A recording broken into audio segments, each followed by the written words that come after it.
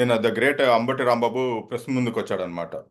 అప్పట్లో జగనన్న చెప్పాడే డైలాగ్, నేనున్నా, నేను విన్నా అనే టైప్‌లో అల్లు అర్జున్‌కి, జూనియర్ ఎన్టీఆర్‌కి నేనున్నాను, మేము చూసుకుంటాము అనే టైప్‌లో భరోసా ఇస్తున్నాడనమాట. కట్ చేస్తే ఈ వైసీపీ బ్యాచ్ గోతికాడ నక్కడిలాగా ఎప్పుడూ ఉంటాయన్నమాట. శవాల మీద పేలాలు ఏరుకునే బ్యాచ్ ఇది. ఎందుకంటే ఏ కుటుంబంలో ఎక్కడ ఏ ఇష్యూ వచ్చినా వాళ్ళ మధ్య చిచ్చు పెట్టేసి, వాళ్ళని విడదీసేసి మనం పోయి కండ వేసేద్దాము అని ఒక చిల్లర ఆలోచనలనమాట. ఎందుకంటే జూనియర్ ఎన్టీఆర్‌ని నందమూరి ఫ్యామిలీ నుంచి విడదీయాలి. అల్లు అర్జున్‌ని మెగా ఫ్యామిలీ నుంచి విడదీయాలి. ఏమనంటే మేము మీ ఎనకాల ఉన్నాము, సపోర్ట్ ఉన్నామన్న. వీళ్ళు సపోర్ట్ ఉంటే ఎంత? లేకపోతే ఎంత? ఈళ్ళెంత సపోర్ట్ అంటే కన్న తల్లిని, చెల్లిని గాలికి వదిలేస్తారు. కానీ ప్రపంచాన్ని ఉద్ధరిస్తాము, అండగా ఉంటాము, తోడుగా ఉంటాము అని కహానీలు చెప్తారు. అది ఎవడు నమ్ముతారో అని వీళ్ళకైనా కొంచెమైనా బుద్ధి ఉండాలసలు. ఎందుకంటే సరే మీరున్నారు. సరే ఏం యూజ్ మీ వల్ల? మీ వల్ల ఏమైనా యూజ్ ఉందా? మీరు అండగా ఇప్పుడు అల్లు అర్జున్‌కో గాని, జూనియర్ ఎన్టీఆర్‌కో మీరు అండగా ఉండడం వల్ల ఏమైనా ఎటువంటి ఉపయోగం ఉందా? ఎందుకంటే మీవేవో సినిమా మీకు అనుకూలంగా మీరు డప్పు కొట్టుకొని ఓ 2 సినిమాలు తీసుకుంటారు. 'వ్యూహం' అని, 'యాత్ర' అని అది ఇది అని. కనీసం మీ కార్యకర్తలైనా చూసారా? చూడలేదు అసలు.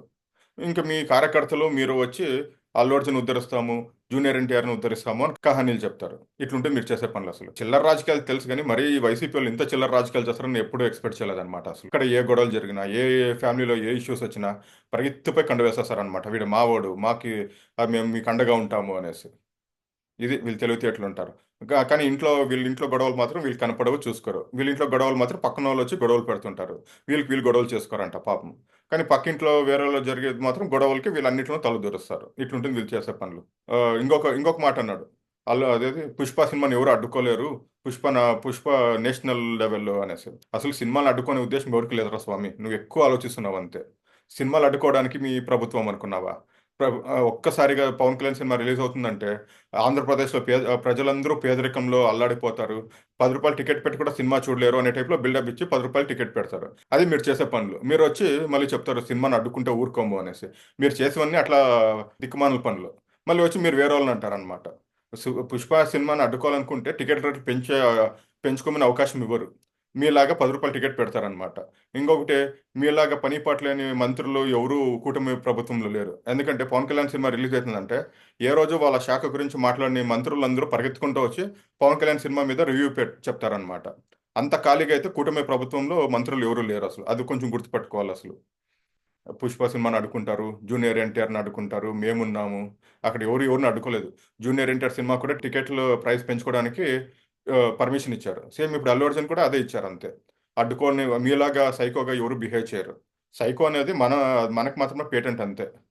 అది మిగతా వాళ్ళకి, మిగతా పార్టీలకి దీన్ని అనవసరంగా మీరు రుద్దినంత మాత్రాన ప్రజలు దాన్ని ఎవరు యాక్సెప్ట్ చేయరనమాట. మీరు చేసిన పనులన్నీ గుర్తున్నాయి. మీరు చేసినవన్నీ అన్నీ చూసారు. అందుకే మీకివ్వాల్సిన సీట్లు ఇచ్చారంతే. ఎక్కడ కూర్చోబెట్టాలో అక్కడ కూర్చోబెట్టారనమాట. మీరొచ్చి మళ్ళీ నీతులు చెప్తే మాత్రం మళ్ళీ నవ్వుతారంతే జనాలసలు. సినిమాలు అడ్డుకోకండి, సినిమాలు అడ్డుకుంటూ ఊరుకోము అన్న. అట్లా చే అంత నీచమైన బుద్ధి ఎవరికీ లేదనమాట బేసిక్‌గా. అంత నీచమైన బుద్ధే ఉండింటే వేరేలాగుండేది. ఈరోజు ప్రతి ఓడు అదే మధ్య నింబాగాళ్ళు ప్లకార్డులు పెట్టుకొని ఏం పీకలేరు అని చెప్పుకుంటున్నారనమాట.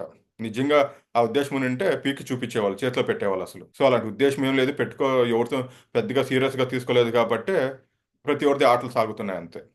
సో, ఆవేశపడి గోతికాడ నక్కలాగా కాసుకొని కూర్చొని ఉండకుండా మీరేదైనా పనికొచ్చే పనులు జేసుకోండి. నెక్స్ట్ 11 సీట్లు కూడా కాపాడుకోండి. లేదంటే ఉన్నవి కూడా పోతాయి అంతే. మీరున్నాము, మేము చూసుకుంటాము, మేము అనుకుంటే నవ్వుతారంతే. ఫస్ట్ మీ ఇంట్లో కొంచెం అదేదో అండగా ఉండండి. తర్వాత మీరు మళ్ళీ బయటకొచ్చి డైలాగులు చెప్పండి.